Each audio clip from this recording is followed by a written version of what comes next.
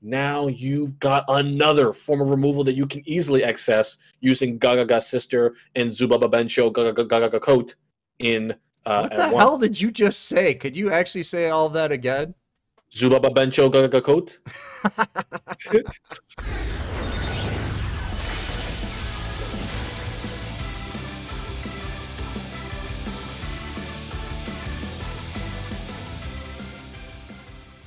Hey everybody, what's up? Welcome to this week's Rogue Deck. Well, not really the roundup. It's going to be a Rogue Deck discussion because if you saw the power rankings, Noble Knights shellacked the rest of the field this week, and they soaked up all the points. I didn't want to make slides for one deck getting a point, making a top 8 once in a tournament. I'm like, I am not making all those slides because 4 decks got a top 8. So we're going to do a Rogue Deck discussion this week. So, yeah, absolutely demolished this week. A lot of the rogue decks that we were seeing before just wiped off the face of the earth completely. Some of the stuff that was doing very well, magnets, triamids, those decks, we said they were going to be out of there because they are just not powerful enough. They were just makeshift decks. People were playing to hold them over. I wish I could do like maybe I'll add something in at the beginning of this video. You know that meme format where it's that guy at a party and he's just walking around slapping everybody? Yeah. That was Noble Knights with the rogue decks. Just whap, whap, whap. And they are out of here. So we only have 4 decks to talk about today, and we're just gonna look at some of the deck lists from across the week in tournaments and talk about them. I saw a couple of these in action in Battle Phase Rising Sun, which is slowly not becoming a spicy tournament anymore. Oh, is it all meta? It's ridiculous. The last 2 weeks were all Noble Knights. Oh no! But it was ridiculous. There were some hidden gems in there. Well, they found out that there's money involved. You know what I mean? But there are some regular players. There are some regular players keeping the spice alive, so I'm thankful to that. Okay. Well, which one do you want to look at first? I think I know, but I'll let you pick. No, let's look at one of the other ones first. Okay. Let's do the surprise one of the week, Luna Lights.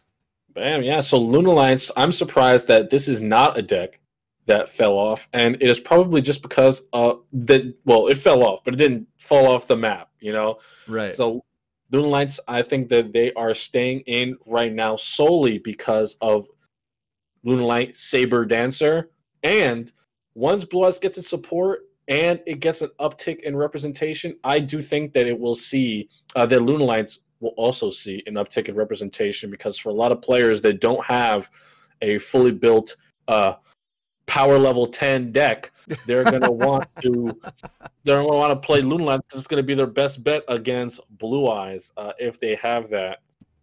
PowerCon 5 deck. PowerCon 5. Oh gosh. I want to note on this build, it's kind of got a little old school flavor to it because it's got the fusion recycling plants. Yes, it does. It is very focused on being able to fusion summon multiple times per turn. This deck does, and that is because Luna Light Fusion is a once per turn. And I do agree with the thinking behind this deck. Luna Lights, I do not think that they are powerful enough to be able to sit on one fusion monster and be strong enough to live through some of these other decks, some of their main combos and plays. Noble Knights now are getting really big. They have 3 forms of removal: banishing, destruction, and bouncing in their main deck. Desperado has a lot of negates and stuff, so you definitely need multiple threats on the board at once with Luna Lights. Luna Lights is just a little bit of support away from becoming like a really, really good deck. I know a lot of people are going to say it's really good right now, and it's good. But I said a really good deck. People are going to bust it out this week when Blue Eyes comes out. So I expected to see an uptick in representation for sure. Yeah, I see he sacrificed a few Karibos because we saw whose deck was that? Was that Nyx? Was it Nyx where it was like 6 Karibos? Yeah, so he was playing 3 vanilla, 3 spear, yeah. Yeah, so he sacrificed those for the fusion recycling plant and the polymerization. Yep. Yeah. All right, so that's Luna Lights 2, and he's got 2 XZs in there. I bet you didn't see that very often. Yeah, it's just for like when you need to get something off the field. Nothing else in your deck removes stuff, so you need Diamond Direwolf for that. Yeah. All right, so what do you want to look at next? Let's look at the insect deck. The insect deck. I know which one that is. Look at that. The stick and chair, baby. Second chair. So Dark Magician have been revitalized. I don't know where you got this deck list from, but it scored points. It got a top 8. Let me look it up. Okay. All right. So we have 2 of the new Star Seraph cards: Star Seraph Chair and Star Seraph Stick. That's not his name, but that's what we're going with. So basically, what this adds to the deck is the 2 Star Seraph monsters. They chain together to make sure you have 3 level 4s on the field, so that you can go into one of these Xyz monsters. And essentially, the Star Seraph monsters can only be summoned on Xyz monsters that require 3 materials. Right. So that's why you see Del Toros, De Sigma, Gagagigo, and the new one, number 91, because they're all very powerful. Something else not in this deck, the Rod. Magician's Rod is not in this deck, and that is because Rod basically searches you and gets you the missing piece for your Dark Magician win condition, but you don't really need to hurry your way over there because you're going to have your Star Seraph guys to set up Xyz monsters to set up removal options that are not banishing. Or you're going to open circle. Or you can open circle, yeah. Or you can still open full combo, You right. can do that too. There is that. This was top 4 Battle Phase Monday. Yeah. So okay, I mean, that's not bad. It's just See You Later. Also very good in this deck, so you can free up space in case you need to get out Dark Magician, or if you need to get out another level 4 for an Xyz summon. So I do like this deck. It's creative. It's a creative spin on. It's clean when you look at it. For a while, Dark Magician wasn't real clean. It was just like all kinds of stuff thrown in there. Kitchen sink deck to keep it alive. Now look at it. One up back row. Oh my god, you remember that? Yeah. This is like playing 3 of stuff. It's crazy. Yeah, it is playing 3 of everything except the Kaiku and the Dark Illusion, which are just tech options for the deck that you need to have to float and stuff. This seems like it'd be consistent. It does, and it's not cheap, but it is pretty cool. The Star Seraph is the newest I saw that. There's nothing below an SR in it. Infinite Ray, yeah. Even the extra deck is very expensive. Yeah. So this is a big baller deck. If you want to be an anime fan, you better have the money. That's all I'm saying. That's a fact. All right. Let's go into the Onomatopoeia. Anomats. Yes. Yep.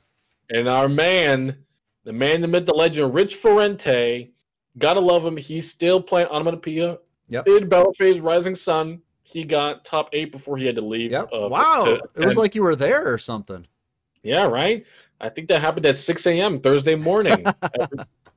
So, yeah, Rich, every week, bringing Onomatopoeia. He had to leave for some family stuff this week, but he was a previous Battle Phase Rising Sun champion with a similar deck, and something different from this deck from before. He is using a new spell, Gaga Wind, and this card won him the top 16 match to get him into the top 8. Nice. This card is crazy. Every time I see this deck, it finds a new way. It gets some new resources to absolutely pop off. The new Xyz monsters that we got in the game, oh my gosh. Ptolemy M7 is so good in this deck. Next to Thunder Dragons, Onomatopoeia utilizes this card the best in the entire game.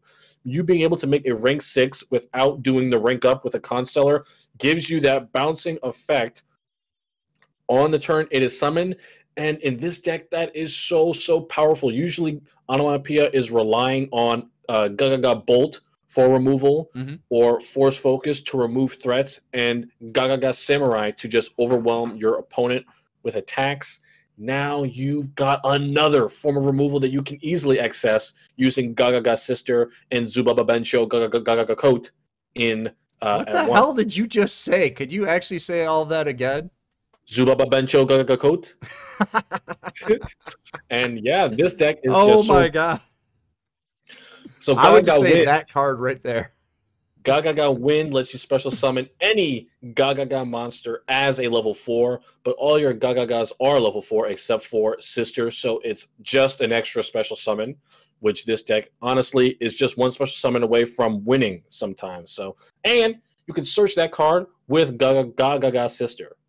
So there you go. This is another deck. Everything works so well. And if you want to see this deck pop off, please watch Battle Phase Rising Sun. Oh, here we go. Here we go. It's all about the deck. It's all about the deck. I got to say, it is the best part of the morning. It's so funny. People bet 300,000 channel points against Rich, and then they'd be crying in chat when they lose them. I don't know why they bet against Rich. It is ridiculous. The best part of waking up is not Folgers. It's Battle Phase Rising Sun. That's right. I looked it up.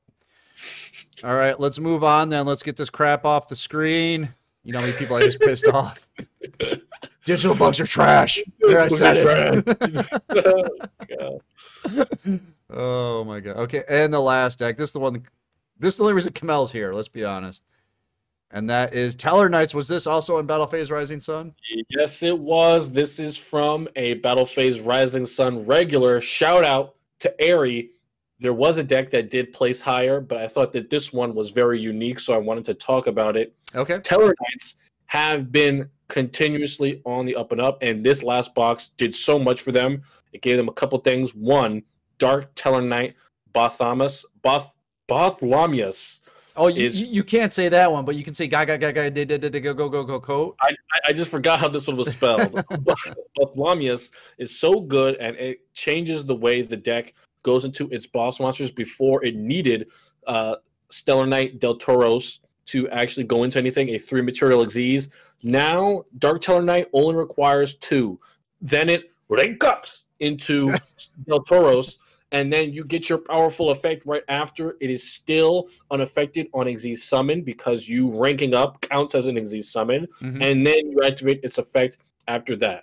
Another thing that is making this deck a very powerful is Super Team Buddy Force Unite. Now, why is Super Team Buddy Force Unite so good in this deck, right? Well, if you got no monsters on your field and your opponent is playing Noble Knights, you can target their Noble Knight and summon a monster from your hand or graveyard. I watched Ari do it multiple times. Oh, because they're all light, right? Is that why? They're warriors. They're warriors. Warriors, okay.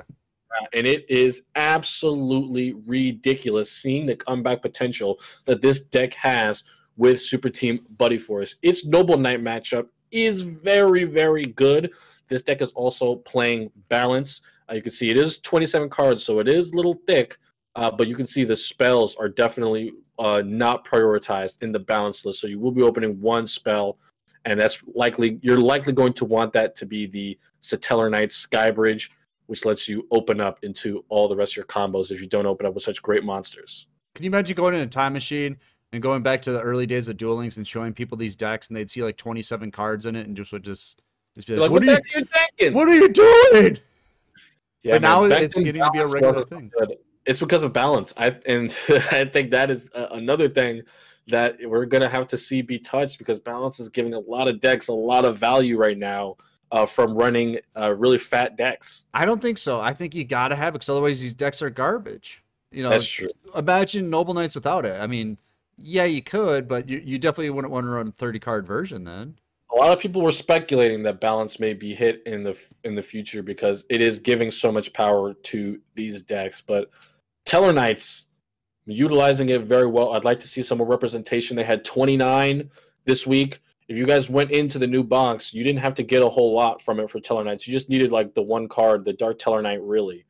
So if you went in on, go ahead. Oh, I was gonna say about the balance thing. I think you got to hit the decks, right? Because balance, we'd always talk about balance as a skill before. If you're playing against a deck that has balance, usually you just have to like survive their opening hand, because that's where they get all their stuff. Like I'm gonna set up.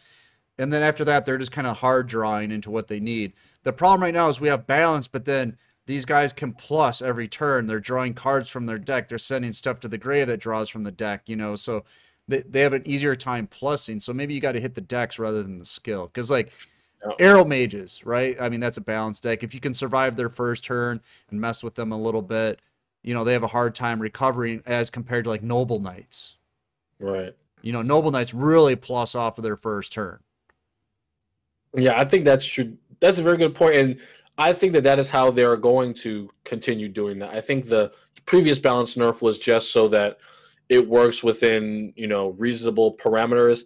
I think going forward, especially with decks like Noble Knights who have not been touched, after the Casey Cup, we're going to see a hit to them because, like you just said, there are a lot of decks that are utilizing balance, but Noble Knights is the only one that is straight up abusing it and, you know, Oh, winning Trimids was the other one I just thought of. Trimids, Trimid, you know, yeah. if you can survive like a first turn against them and set up your board, you know, you don't get hit with a stone, was it the pulse or whatever, or they don't get you on during their attack with the king golem and take out a few of your monsters.